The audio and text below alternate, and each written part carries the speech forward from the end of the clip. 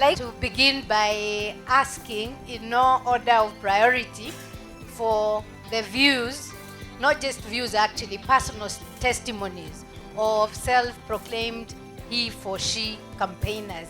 And I will start with the Reverend Timothy Joy. Being HeForShe for me is not something contrived.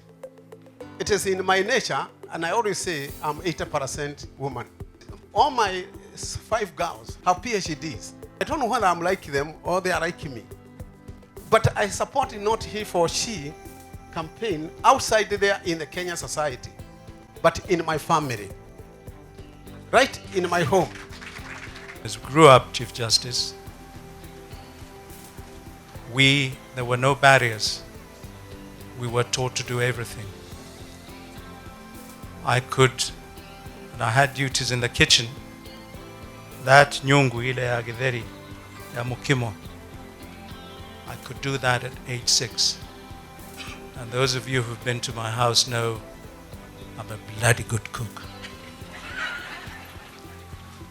We milk cows. The men, the girls, the boys, we were treated equally. I'd now like to change gears, and I'd like the Deputy Chief Kathy to tell us what HeForShe gender equality means in the work that you do.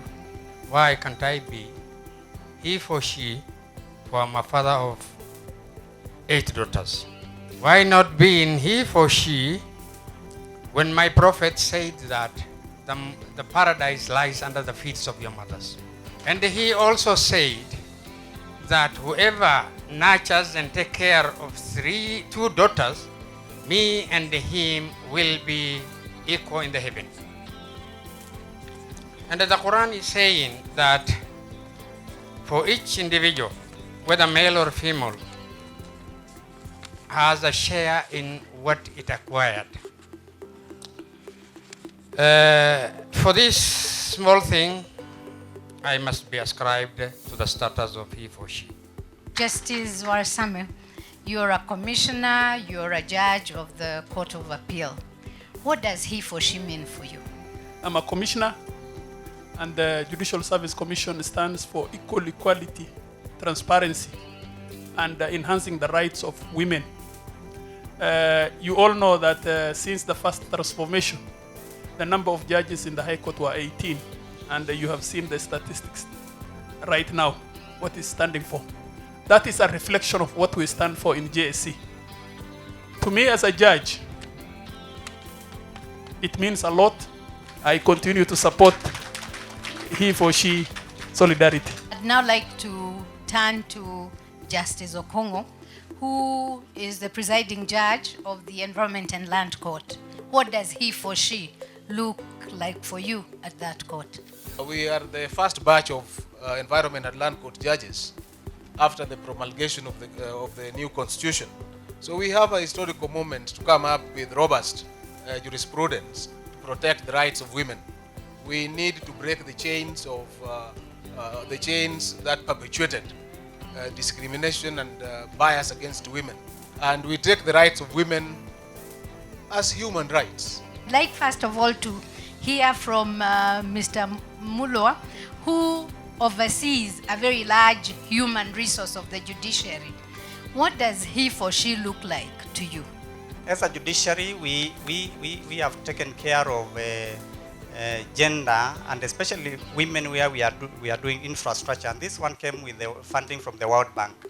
We are saying that designs are in such a way that we take care of lactation rooms, we take care of toilet facilities, because previously I think they have been sharing of those. We have 8 stations where you find all women. You find men coming to complain in the headquarters saying, I don't want that lady magistrate to hear my case. It's a maintenance case. I'm a man. I know ladies. But we tell them that, cases are decided and on the basis of the law and evidence, pure and simple. And these persons come back to us and say, oh, we thought our complaints was misplaced, because we realized I would rather that court hear my matter. And this makes me proud to be the registrar, and makes me proud to be a he for she. I'd now like to go to the Chief Justice. I'd like to hear your views on how do we get he for she when we have such strong opposition sometimes to movement, even when the law provides for particular entitlements. Patriarchy has been a negative factor in gender relations. It has perpetuated forced masculinity and perpetuated economical and socially costly discriminatory tendencies. For years, the feminist movement has made considerable progress in expanding our knowledge of the retrogressive dynamics and effects of patriarchy. A lot needs to be done. Women's representation at high decision-making positions is still comparatively thinner. A report released recently shows that women are paid less than men for the same jobs, and socially harmful cultural practices still continue. And not even all the men who have intellectually embraced gender equality and recognize its objective merit socially live the fact.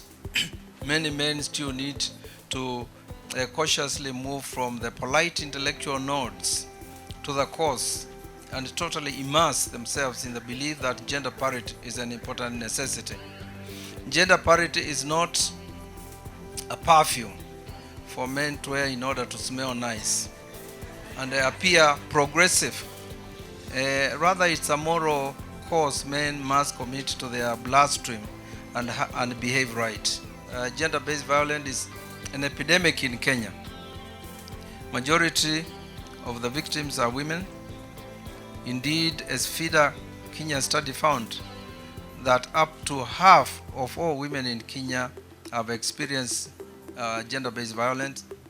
As part of our judiciary transformation framework, we have embarked on an ambitious project to change the culture of the judiciary from inside.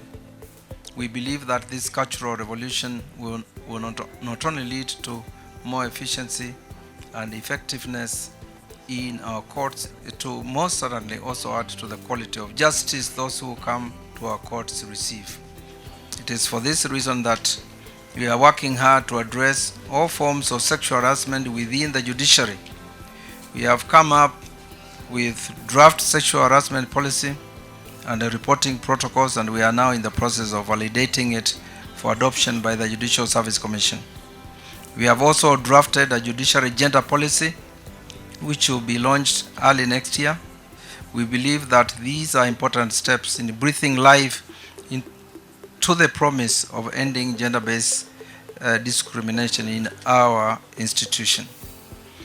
The judiciary commits itself to the He for She campaign, and similar launches will be held in all court stations throughout the country.